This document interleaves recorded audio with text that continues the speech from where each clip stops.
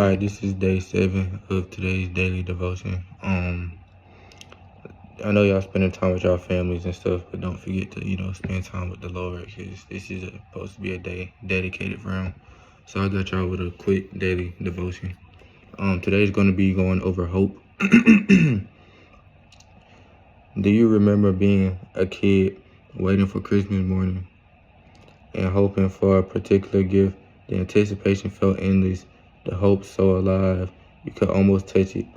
But as we grow older, that wonder fades. We learn to temper our expectations, to hedge against disappointment, because life doesn't always deliver what we're hoping for. Sometimes we carry that mindset into our faith. When prayers go unanswered or the waiting stretches on, it is easy to hold back our hope, afraid of being let down. The Israelites knew that feeling. By the time Jesus was born, God's people had been waiting about 400 years to hear from Him, since His last words through the prophet Malachi.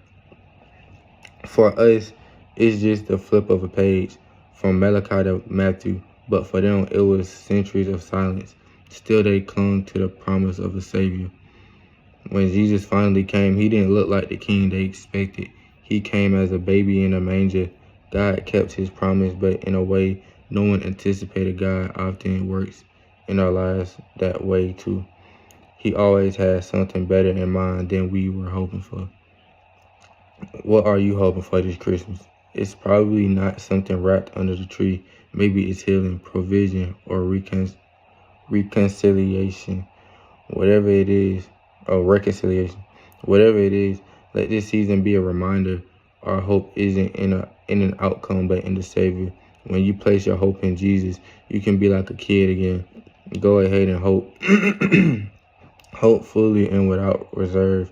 Dare to imagine yourself free, whole, and at peace. Those are just a few of the promised gifts that come with following Jesus. They don't come like a light switch, though. They come more like Christmas comes to a kid slowly. When the waiting gets long, turn to Hebrews 11. Faith is confidence in what we hope for and assurance about what we do not see. Like the Israelites waiting for Jesus, you might not see it fully yet, but God always fulfills His promise, and He always works for our good. And then here's a quick prayer. God of hope, light our heart with the promise of your presence. Help us to have faith while we wait, trusting you to fulfill your word to us. So pretty much one thing that you can take away from this is knowing that if you put your hope and trust and faith in the Lord, then you don't have to be let down growing up. Like you said, like when we was kids, we always be anticipating Christmas and can't wait for it to come.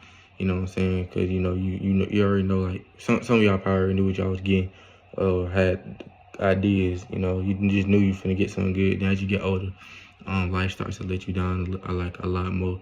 And that's pretty much what this passage or this devotion is pretty much explaining, to stop hoping and basically things of this world, and put your hope, trust, and faith in God and whatever you want. Just put your hope and trust and faith in God, because you know that He'll always come through and deliver. Versus, whenever you rely on the world, you'll get let down more than you want. So that's pretty much it. Just always remember that God is with you.